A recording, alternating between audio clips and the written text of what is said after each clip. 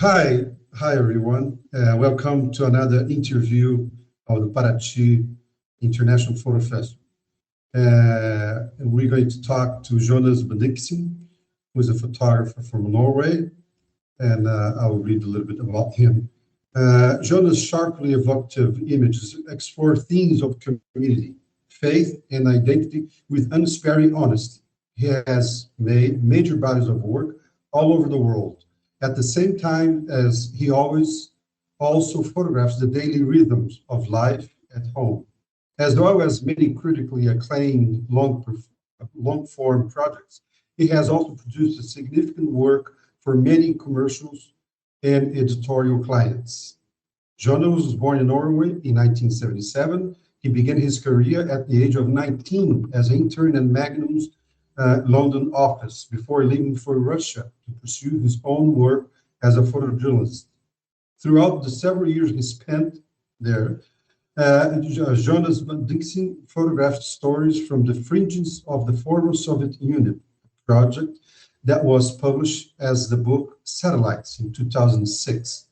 His most recent book, The Last Testament, which is not his most recent, we will talk about that, from 2017, told the story of 7 men who all claim to be the biblical Messiah returned to Earth. His editorial clients include magazines such as National Geographic, Stern, Time, Newsweek, the Sunday Times Magazine, The Guardian Weekend. On the commercial side, he has done projects for the ASBC Bank, Canon, Fuji, Red Bull, and Land Rover. Bendiksen became a nominee of Magnum Photos in 2004 and a member in 2008. He lives with his wife and 3 children outside Oslo, Norway. Jonas, very welcome. Nice to see you. Thank you very much. And you're bringing up this thing that is with all photographers I know, we're so bad at updating our bio. Yeah, you're reminding me that it's you have to do that. Yes, even 6 months overdue. That The Last Testament is no longer my last book. Now it's the Book of Veles. So I apologize for my laziness in bio updating.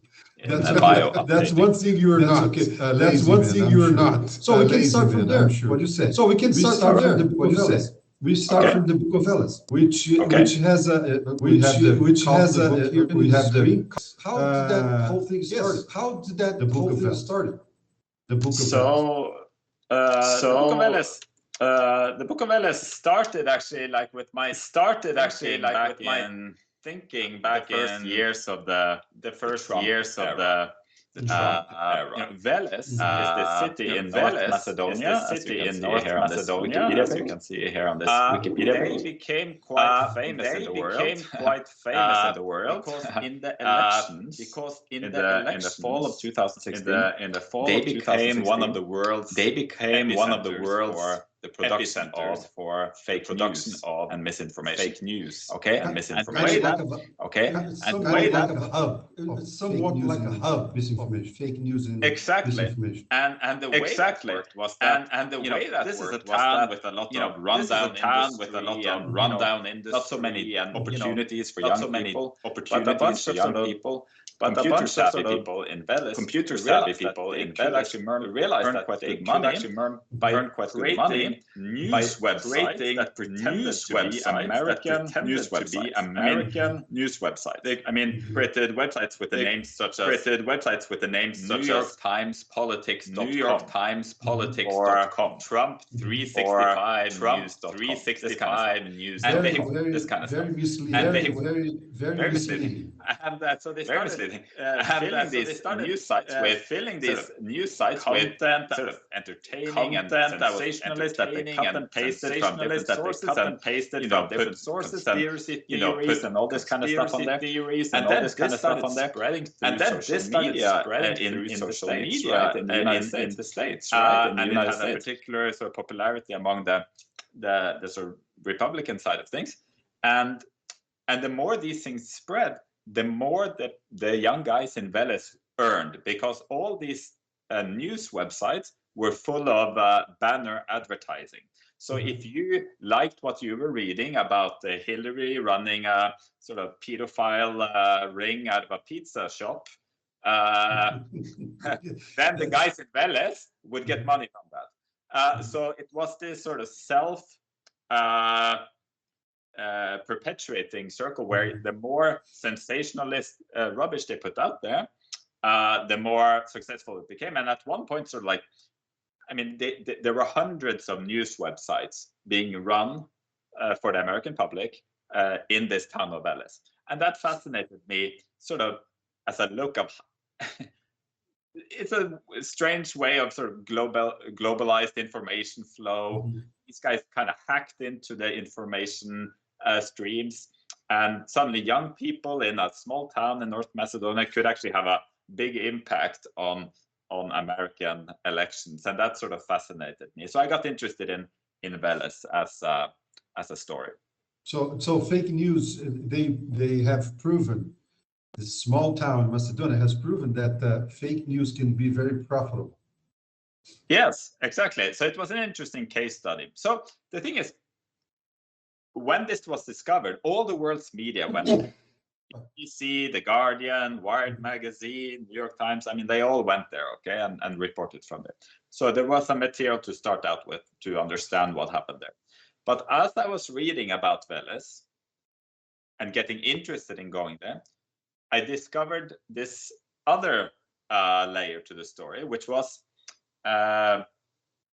you see on this page here, there's something called the Book of Veles, the same name as my book, right? Because Veles was the name of a pre-Christian god in the Slavic part of the world. So, you know, before Christianity, they had a pagan pantheon of gods, and one of the top gods there, his name was Veles, and he was also he was a sneaky kind of guy, right? He was a shapeshifter. He would take the shape of a bear. He would be the god of magic and deception and the forests and these kind of things. So I thought, wow, what a wonderful sort of parallel. You know, this kind of chaos god would almost probably be very almost a parody. Yes. Yeah, I mean, it almost would be. He would be very happy, right, about what the people in the town of his name were producing of misinformation, right? Because he was Jonas, he'll probably say something like that. That's my kind of people. Yes, exactly. And then I was reading about the god of Veles, and then I discovered there was this thing called the Book of Veles, which was this ancient manuscript that was discovered in 1919. That was inscriptions in ancient language that was found on some 40 wooden tablets somewhere in Siberia by this Russian army officer called Fyodor Izenbek. Okay, and at that point, nobody could read these inscriptions. Nobody knew what it was, but he collected these. Some of them were rotten and burned out, but he would collect these wooden planks. And he found a Russian historian called Yuri Mirolyubov, who helped study these boards. And after some years of study, actually quite a long time of study, he managed to crack the linguistic codes and managed to decipher them to be an epic work called the Book of Veles. Okay, so the Book of Veles was this history of the ancient Slavic people and the god Veles, etc., etc. And this is quite a popular manuscript today in sort of Slavic nationalist and alternative circles. So this is a text that has also made an impact today. The thing is, almost all modern historians and linguists have concluded that the Book of Veles was a forgery. Okay. So fake news upon fake news. That's very exactly. So this was an early kind of example of misinformation that these two guys were creating. I don't know for what reason, but the thing is, the misinformation has kind of stuck. Okay, because This is in Russia, etc. This is quite a popular book today. It was even translated into English in 1973, which is the facsimile you can see on the right-hand side of the page. That's from the English translation of 1973 by this translator who was in Columbus, Ohio. The thing is, he did not realize that this was a forgery when he translated it. So he is in this book, which I'm having a lot of facsimiles from in my work. He's there's a lot of footnotes and illustrations about the history of these boards and why they are historically so important, etc., etc. So the Book of Veles, my book, is interweaving these stories of information and misinformation and the historical and the mythological and what happened in Veles today. So these in the book you can see these illustrations here on the left-hand page. That would be from the facsimile of the ancient Book of Veles translation. So it's very interesting because your work, it seems that your work, not only the Book of Veles, but the Last Testament and the satellites, you're always trying to look at truth in a critical way. What is truth? What is truth? What isn't? And in the age that we live in nowadays, the age of images, what is real? What is not real? Because after Photoshop, anything can be done, image-wise. Exactly. So yeah, we have to try to find the truth among fake news all the time. Fake image, fake news, fake people, fake everything. Exactly. So that is why the what happened in Veles was kind of an interesting case study for me. And yes, like you say very clearly, these are themes that relate way back in my work. That has always fascinated me, for sure. In the last decade, very much.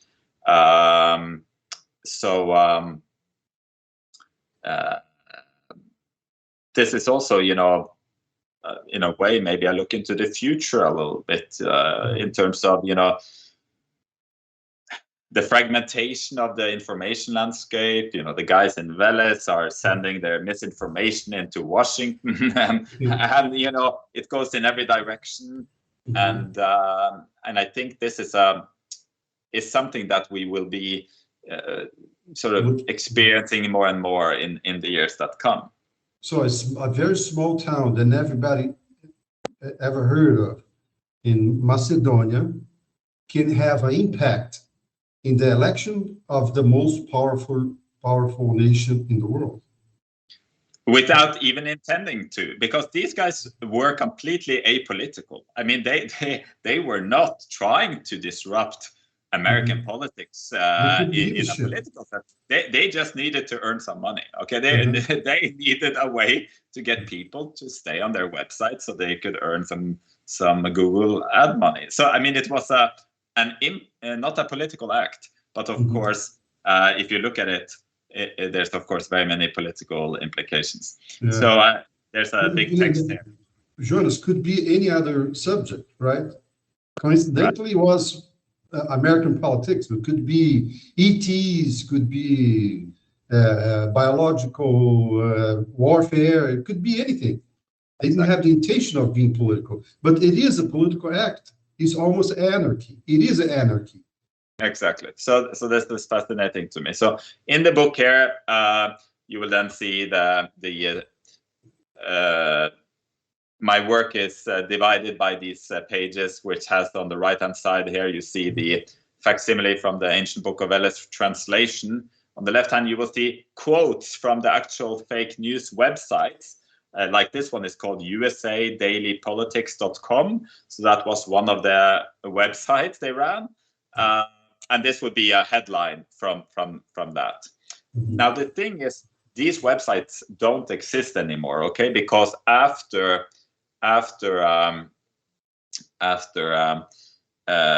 this was discovered, Facebook and Twitter rejig the algorithms so that they basically shut out these websites. So you find them mainly through sort of the Internet Archive, which I have sort of searched through to find them.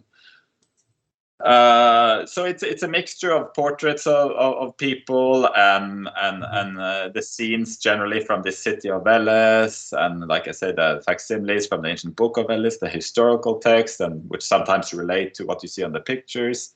More headlines. DonaldTrumpNews.net. The fake news media didn't report the real reason why Melania didn't hold Trump's hand. Right. So these are just examples giving you a little bit of the flavor of what the kind of tone of voice of these things were. How big of a city is Veles? It's about 40,000 people. So it's a small town, very small. So you see here you see a bear here. Maybe you don't see it so clear, but there's a bear here. Yes. And this is an area with lots of this animal life. So I tried to incorporate images of this because I wanted it to symbolize the god of Veles, who I said was a shapeshifter, right? I mean, he was in the mythology, he was a bear when he was sneaking around trying to influence people. And he also took other forms, but it was meant. So I went for this kind of bear motif as well. So I'm mixing a lot of different things, trying to mix a little bit of mythology, a little bit of what happened in Veles, etc. USAnewsflash.com. Yeah. The names are great. Yeah, the names are great. Yeah. So it's a little bit difficult one because, of course, it's not so easy subject to photograph in some ways, because it's that's the problems of these stories. How do you photograph them? It's not so easy. It's not so dramatic. So my solution was this interweaving of these different text and facsimile. Yes.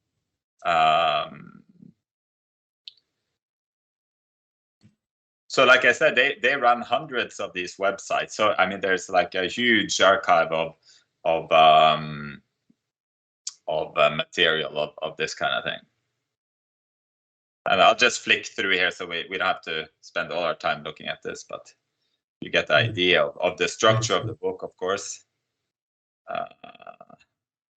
The place is kind of run down, but it's, yeah. So after a while, the person that is looking at the book, it start to feel that the frontier between truth and not truth is totally it doesn't exist anymore. There is no line very much set, I think. Yeah, exactly. So this is the theme that I'm trying to explore a little bit. And that has to do with photography itself in general, because what is true and what is not true, in a photograph, right? We tend to, for the past almost 200 years, we tend to assume that there is a great amount of truth in a photograph, but that is not the case most of the time. Right. It doesn't tell the whole story, right? Yeah. Of course, it's a fragment. It's always a fragment. Yeah. So just let me know if you want to stop at some image or something like that. I'm happy to discuss something in detail, but I'm just for the benefit of the viewers, I'm just scrolling here.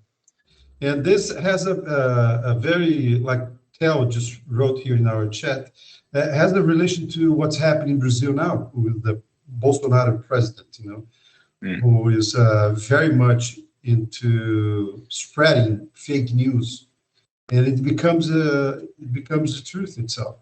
It's very political. It's a political book, even though it says about fake news, about something fake, and so on and so on. It kind of reminds me of those Russian toys, the dolls, that one that goes inside the other one. Matryoshka dolls, the Matryoshka dolls. Matryoshka dolls. It's endless. You will never find the core. Yeah, the layer upon layer. Yeah, the layer upon layer. So, would you like to show some pictures of the Last Testament? No, let's stay on this just a little. Let's get to the end of this, and then we can just briefly discuss this a little bit more. Okay, great. I mean, do you have any questions or? Yeah, this looks like a very thick book. We're at the end here, just about. And you went there many times, or you went there once and did it all? I went there twice. Yeah. Yeah, they were at the end. So, yeah. And I imagine that the people of Veles is very interested in the book itself too. Yeah. I haven't heard so much feedback from there actually yet. I hope. So the book came out in April. That's the feeling I get sometimes. You know, everything's fake. The food's fake. The photographs are fake. The countries are fake. Yeah. It's not only fake news. So what do you think? How should a photojournalist kind of deal with a subject like this? You know, how does, I mean, that's, I guess, what I was thinking a lot about. How do we, as photographers, deal with this frontier of truth and lies? You know, it's the problem also in a visual sense. Yeah, because everything that is said anywhere, especially in the social medias, can be seen as the ultimate truth or the ultimate lie. It depends who is looking at it. That's it's a big shift, you know, in the consciousness of the world itself, you know, because everything that is said can be anything. Yeah. If it can be anything, it's nothing. There is I don't know if you get that feeling, but I get the feeling of a certain emptiness. It's like it's empty, you know. It doesn't have any meaning actually, because there's so many possibilities of meaning and interpretation that it's very hollow, it's very shallow, it's empty. Yeah. So listen, I want to go through just a few more parts of this book with you. So. Sure. The thing about it is that, you know, now we look through the whole book, you know. So there's a few more layers to the story. So, you know, in the images we have seen, there's not a single image of a human being. But this one's not a human being also. None of them. Oh, I thought it was a couple kissing. Yes.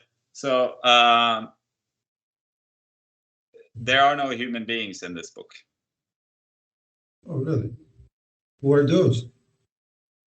So basically, what I've spent my entire COVID time doing is so I went on YouTube and I looked at a bunch of YouTube tutorials, and I learned the software that the computer game industry and the film industry uses to create 3D models of people, digital avatars.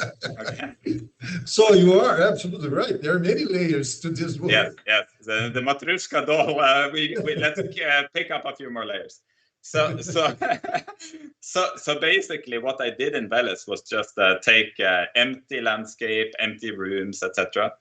I got home, I converted these images into 3D landscapes, basically as a 3D model. And then I inserted these 3D avatars and posed them and sort of enacted them, kind of like you would play with Lego figures, into my images. So actually, every single image in the book is an illusion. My mind is blown away, man. This is really incredible. So you are a magician and a fake news, fake images master. So basically, you are the god. You are the god of Veles. I don't know if I'm the god of Veles, but I have been running this fake news factory in my basement in the last couple of years. So So a little bit of a test for me, because one of the reasons why I wanted to do this project is because as we were when I got interested in the town Veles in the first years of the Trump era, the fake news era, we could also see the development of synthetic image technologies was developing very, very quickly. You know, the deepfake videos, the artificial intelligence portrait sites, etc. And I realized that, you know, we are about to enter an era of synthetic imagery. And I wanted to sort of test, like, how easy are these tools for generating images, not from a camera, but from a computer chip? From the image that already exists. What's that? From images that already exist. Yeah. It's almost like you don't have to photograph anymore. That's exactly right. So I want to see, like, camera-less synthetic imagery. Mm-hmm. Where are we in that process, and how hard is it for, you know, an averagely geeky guy like myself to just learn on YouTube how this works and start creating imaginary documentaries, which really has no basis in reality except from the computer chip circuit. You can even make up a small town in Macedonia called Veles. Yes, you could easily do that, but Veles in this case happens to exist, and what actually happened in Veles is real, right? I mean, what happened, the story of them being a fake news hub is real. So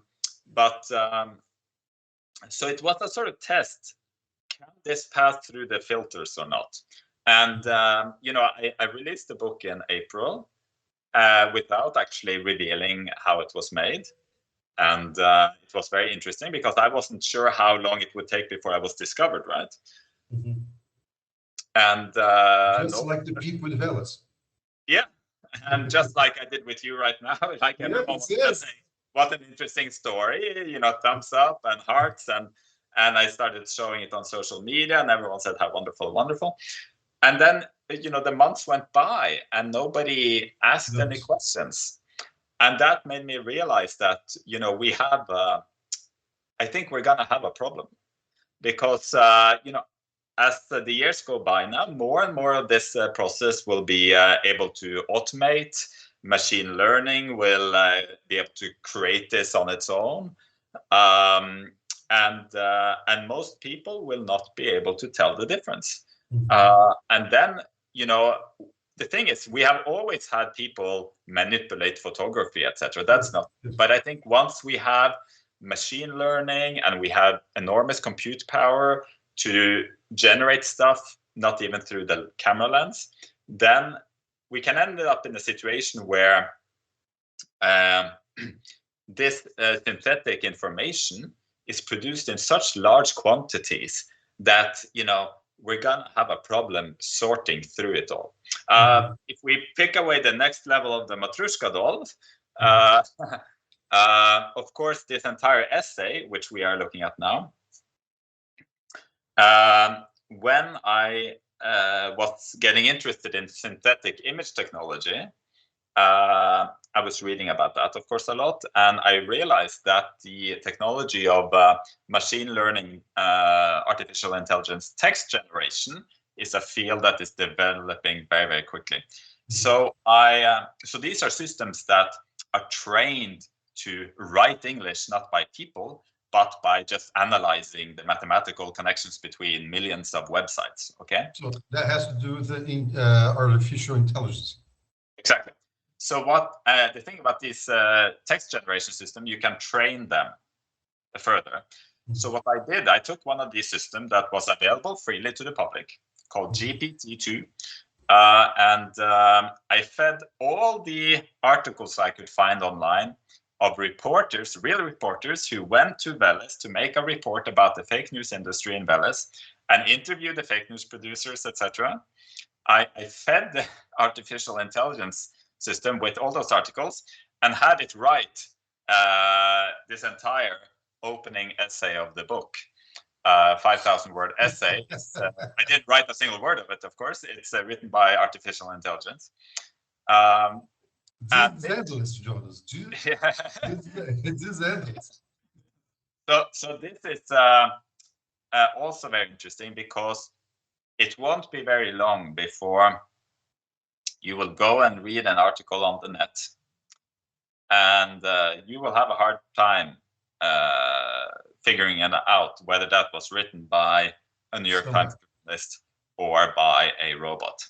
And all of this is a way for me to say that I think we're gonna have a little bit of a problem, because this can all be automated. Do you need 20 articles, 20 different articles that all write how great a product? Let's say you invented a product. You invented a revolutionary form of a coffee cup, totally new coffee cup. Maybe it's actually the same coffee cup as always existed, but you want to sell it. So you want 20 different reviewers and articles to write how great your coffee cup is.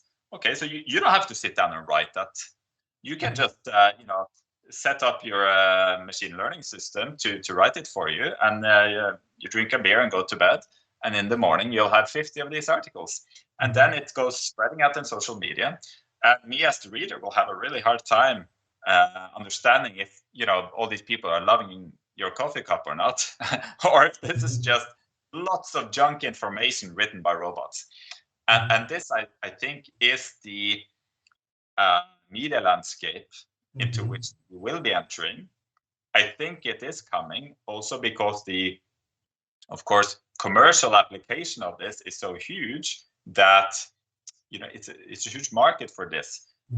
Also, synthetic imagery. I mean, already some of this exists. There are on Instagram. There are influencers for young people who are just avatars. And you can customize each avatar to each different demographic that you want to sell products to, and I think this is gonna wash over us like a tsunami, I think. And this project's intention is kind of to just post a little flag here and say, we have to be aware. We have to be aware of this, because it's gonna get chaotic. Yeah, but yes, what you say is that it's the potential of global manipulation of the consciousness. Basically, that's what you're talking about. And the photography and imagery has a great impact on when you want to pass something as truth. There is a photograph. So that is a testimony that exists. It is. I think technology, all technology, Jonas, can be used for bad or for good. Exactly. I think one of the things that I've experienced in this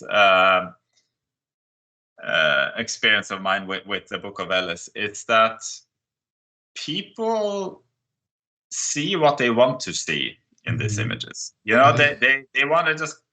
People get their, in this project, okay, I'm playing up to the stereotypes maybe of what people imagine a sort of seedy town full of fake news producers look like, okay? So I'm playing into some sort of stereotype, of Eastern Europe, and there are bears walking around town, and there are shut down factories, and there's all this kind of stuff.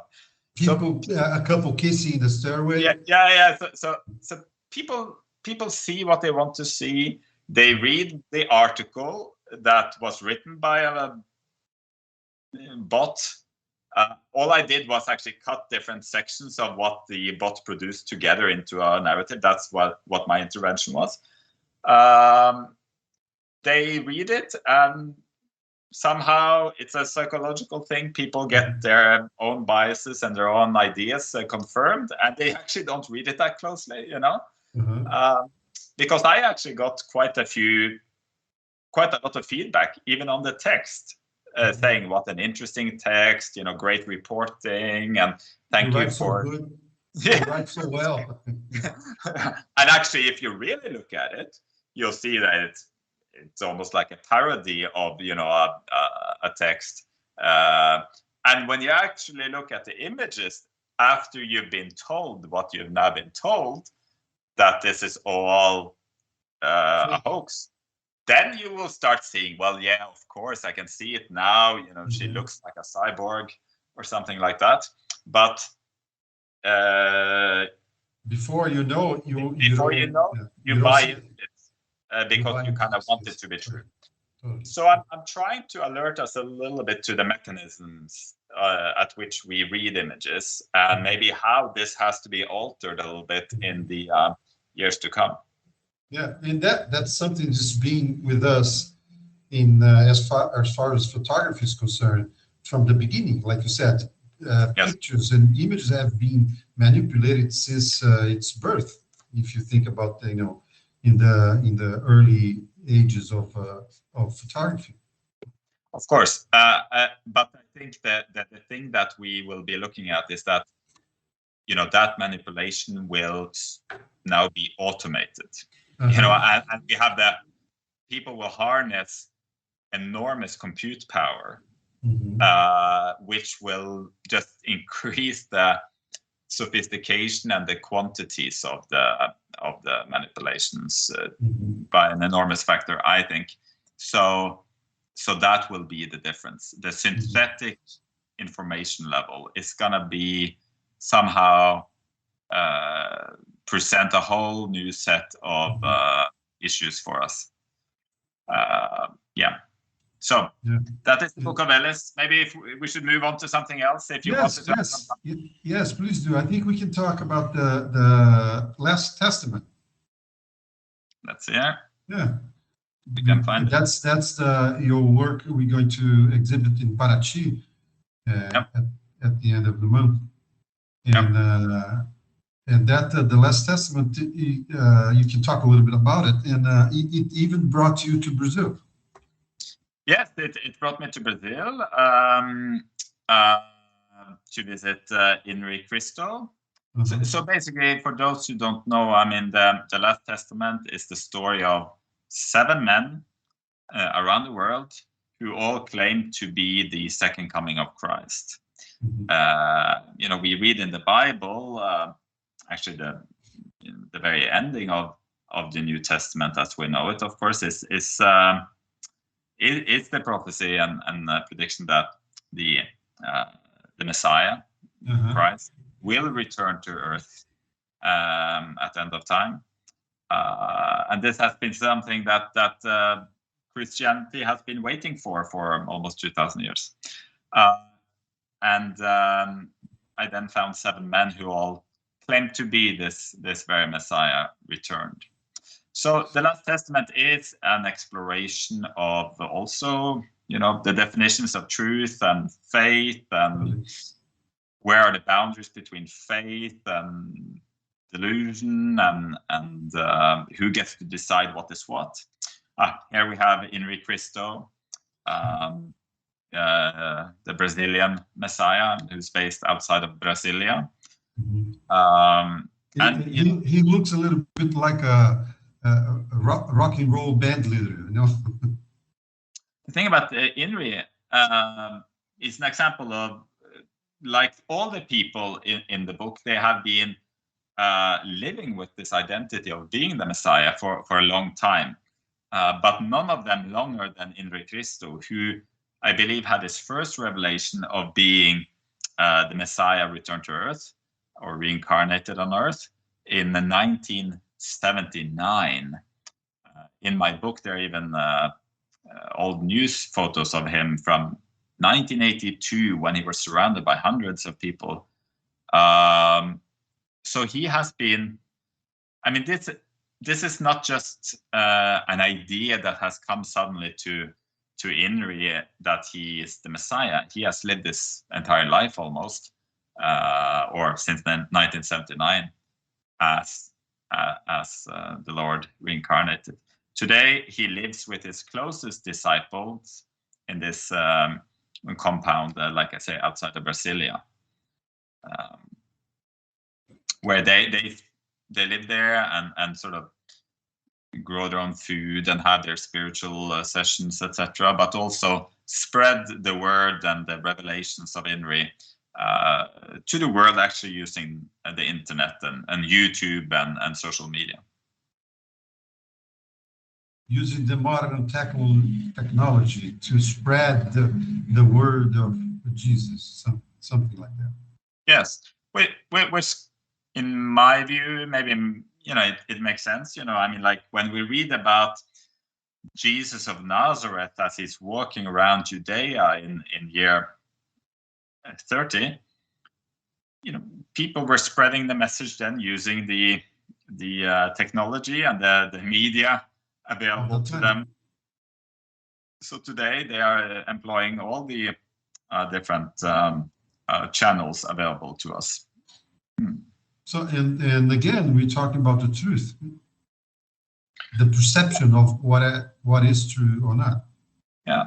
So this is really what fascinated me in the 3 years I worked on the Last Testament is that exploration of faith and what seems totally crazy to one person is the whole and complete truth to another. Now, I didn't grow up in a religious household myself. I was brought up without God, so to speak. But I've always been very fascinated by faith, and always, even from childhood, been fascinated with understanding that people who have the faith and believe in a God, they see the universe from a different angle than I see it. And, you know, at times maybe I've been almost, you know, wishful that I could share in that way of looking that has been, you know, closed to me. So this was a way to explore really, you know, what can you believe in? What does it feel like to believe in something that crosses all my ideas of rationality? And you know, where are the boundaries of faith? Yes, it's not only a belief, but it's a very, very deep, concrete faith and belief that is what's going to happen. You know, that or what is happening. That person there in front of you is the Messiah. Is the God coming back to earth. Faith is it's a tricky thing because it's kind of blinds you in a way, I think. You know? But at the same time, some people will say it blinds you, others will see it opens your eyes. You know, and they've been like that's nice right. That is. But I think also, you know, it's an interesting exercise in the sense that, you know, in the Gospels, you know, what we know about or think we know about Jesus of Nazareth from those days were related in the Gospels, which were, of course, written many years later and by a series of different people, etc. And yeah, they were written and we like get a very sort of snapshot look at this man who was mixing the divine and the human.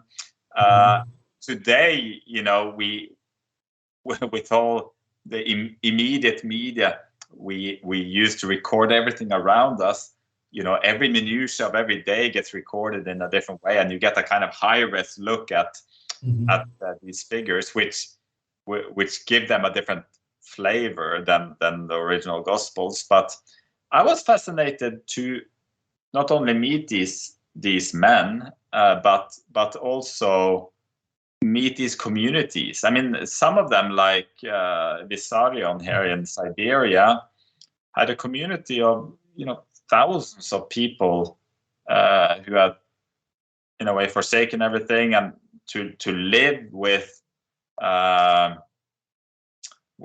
Messiah out in the Siberian wilderness, in sort of off-the-grid community, and sort of I was fascinated to also immerse myself into these communities and sort of feel that faith they had. So for me, the entire 3 years I was working on the Last Testament was indeed a very, for me, a magical experience, because I got to see, in a way, the world through some glasses that I normally wouldn't see. Especially the glass of truth or faith, the perception of truth. Yeah. So, and you travel to how many different countries to do this? 7. You said 7 different countries. Yeah. So they all are quite different, and you know. So that also underlines once again how spread out and how powerful the Christianity still is. Yeah. The Catholic Church. Yeah, so, well, the Catholic Church would not be friends with any of these people, of course, because yes, of course not.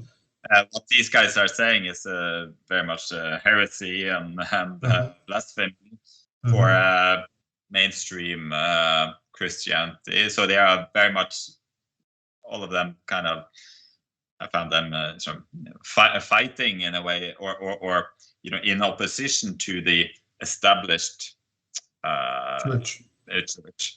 Yes, but the starting point is the same. Yes.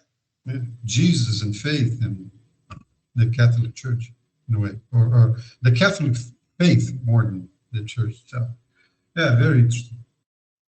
And they all of them have a lot of followers. It varies. Some of them have many followers, others have few. But I thought it was interesting also that by which criteria should one judge a faith? Anybody, a faith. Yes. If you read in the Gospels, the portrayal of Jesus of Nazareth back in those days, he was surrounded by, his early disciples were very much a group of people who were not considered the elite of society. They were illiterate fishermen, they were poor people, they were outcasts. They were not the priests and the learned and the business people and the people of influence. They were the lower rung of the social ladder. And when we look at these images here, I in a way saw that situation mirrored, not in all of them, in some of them, where the disciples were maybe not the people that were had sort of great influence on society.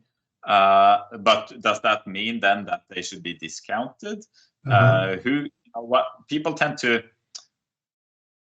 people tend to look at these communities and sort of, discredit them by calling them cults or something like that.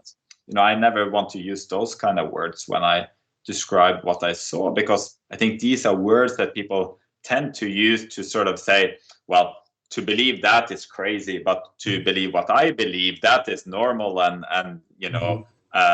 applaudable, etc. So they label them as cults instead of communities or something like that. So exactly the same way as people did 2,000 years ago, like you mentioned, more than 2,000 years.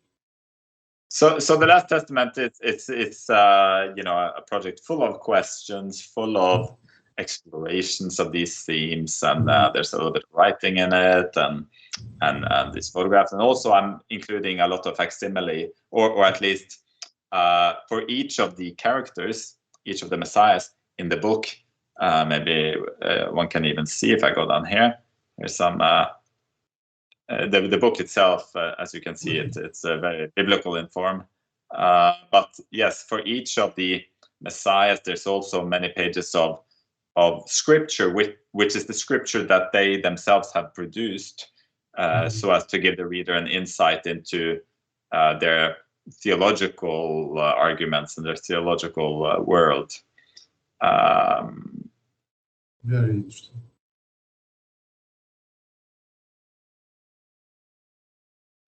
One of the last photograph you showed, it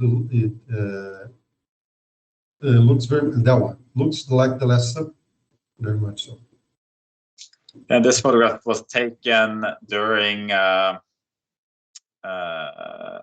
what they call their Christmas in the Vissarionite community, which is 14th of January. That is the birthday of Vissarion himself. So they don't celebrate the normal holidays that rest of Christianity celebrates. But in that connection, they have a big pilgrimage, and all the communities gather together and have these communal meals, etc. So this was a picture of Vissarion's followers during one of these communal meals during a pilgrimage. Did you keep in touch with them after you did all this? Some of them, at least. I mean, the history has, the story has progressed. I mean, in various directions. One of them is no more. One of them has passed away. Jesus Matayoshi in Japan, he passed away. And actually, Vissarion, who we're looking at here in Siberia, he was arrested along with the rest of the leadership of the community. So he is actually in prison in Russia. I believe still awaiting formal charges. This is, at least a year ago, I believe, that he was arrested. So yeah, that's a very open question. What will happen with that community and all the followers living in this society that they have created, that now that Vissarion is not among them, I don't know if he will be let out or not. So this will be very critical, of course, for the community there. Jonas, do you believe in God? Myself, Yes. No. So that must be a very interesting thing to do, this work, because these people, they believe that their lives are totally guided by the notion that there is something out there called God. So yeah, from your perspective, but like you said, you mentioned it has to be done with respect, because these people believe in this God, this Messiah, and so forth, even though we don't. Yeah, and that's exactly part of the reason why I wanted to do the project, is to explore and try to feel what it is like to believe. And I believe that at certain times during my work, I could feel it. There was so much energy, there was so much passion and devotion for these messiahs that I felt it translate. I could feel it when I was among them. So for me personally, it was a very rewarding experience to at least taste a little bit what that would feel like. To believe in God and to have so much faith, yes. Because we're talking about this ocean of images and fake news and fake images that we have to live in nowadays, 24/7. And it's always, like you mentioned before, the frontier between truth and fake and lies, it's so blurred nowadays. That is very interesting when you meet not one person, but so many people that believe strongly in one thing. They're certain that thing is totally their destiny in a way.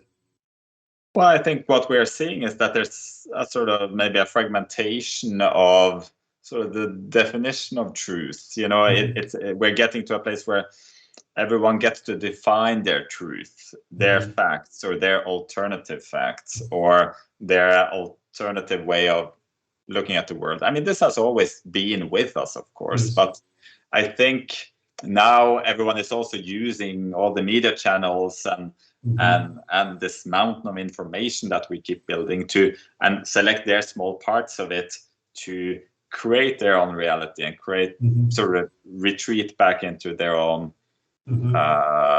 whole and complete truth. So, I mean, I guess I am fascinated by those mechanisms. The mechanisms of building truth. It's so interesting. We have a few more minutes. I thought maybe we can look quickly through the satellites. All right, let's have a look. That's also a book, right? Of course. Here we go. Talk about a little bit about that, Jonas. Satellite was produced between 1998 and 2005. So really in the beginning years of my career. 1998, you said? Yeah. So the Iron Curtain didn't exist anymore. No, that was dissolved. But it was the So I mean, at the top level, Satellites is a journey through sort of 6 territories that stood out to me. 6 territories along the sort of southern borderlands of the former Soviet Union that each had their own, for me, very fascinating story. We have stories of unrecognized republics, like this one we're looking at here. It's called Transnistria, which used to be a region in the former Soviet Republic of Moldova, but that separated from Moldova even after the collapse of the USSR and formed their own separatist republic, which is there today, sort of a country that is existing without any formal acknowledgement from the majority of the international community that they are a country. So, but they are living very much as one. And so I was exploring, this is Abkhazia, a similar situation of an unrecognized country and that sort of broke away from the former Soviet Republic of Georgia. So Satellite is very much a story of fragments of unfinished history, where sort of the general narrative of the breakup of the Soviet Union continued, except in these places, you could say. So the book is divided into 6 chapters, each about these places. And how do you link the Satellites with the other 2 books that we've seen today? The book of the Satellites book is I mean, I guess it's, I mean, the book Satellites is, in a way, the storytelling in the book is left sort of intentionally vague, you could say. It also plays on ambiguity of official narrative and experience narrative, and it's a very personal book. I mean, more than anything, it's a personal journey. And it explores people who are living kind of in limbo of, they live in physical countries which sort of don't exist on the world map, right? So they live in sort of ghost republics where time doesn't pass at the same pace as the rest of sort of accepted history somehow. So it links up in some ways with the other projects. So it's you lived in Russia for a few years, right? Yes. I lived in Russia in a few different periods, but in the late 90s and around 2000, I lived there with my ex-wife. We lived there, and that was really the beginning of my photographic practice. Was in a way this era of satellites. In a way, I became a photographer in this process of in this time period of satellites, and I was either living in Russia or working around the fringes of the former Soviet Union, so pursuing all these fragmented stories that later became the book. Mm-hmm. In a way, Norway and Russia, they have been linked through history in a way, right? Well, I mean, Norway and Russia share a border. I mean, we are neighboring countries, so it's because also satellites became. I mean, there's personal reasons why I ended up in Russia specifically. That has to do with my own family history and the family history of my mother, whose both her parents were Jewish migrants that came from that part of the world to New York before the First World War. So, and then there was a series of events in my own family that as a teenager propelled me to have sort of this incredible curiosity about the Soviet Union, the former Soviet Union, and sort of my own family history and engagement with this part of the world. That's really where my interest started and why satellites became this I think a natural first project that I dug into. That's why you call it very familiar, very personal book. Yes. It's also. I think it's also, there's something about satellites for me because it was the period I was doing everything for the first time. Everything was very raw. In a way, I learned photography in this process of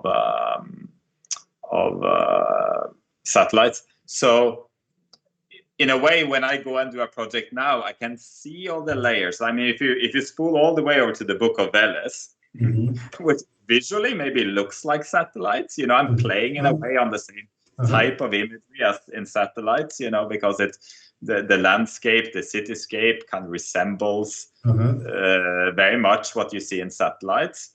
So the Book of Veles was, in a way, also a reference back to my own history as a photographer. But I think now when I go and do the Book of Veles, I see through all the tricks. I see all the layers. I know exactly how you're supposed to do this to trigger that and that response. And I've seen too much. Whereas with satellites, it was for me it was just in a way experience and rawness and trying to figure out how to see for the first time. And in a way, I will never get that back. That rawness from satellites, no matter what I do, I will never get it back. So for me, satellites holds a very special place somehow in my heart.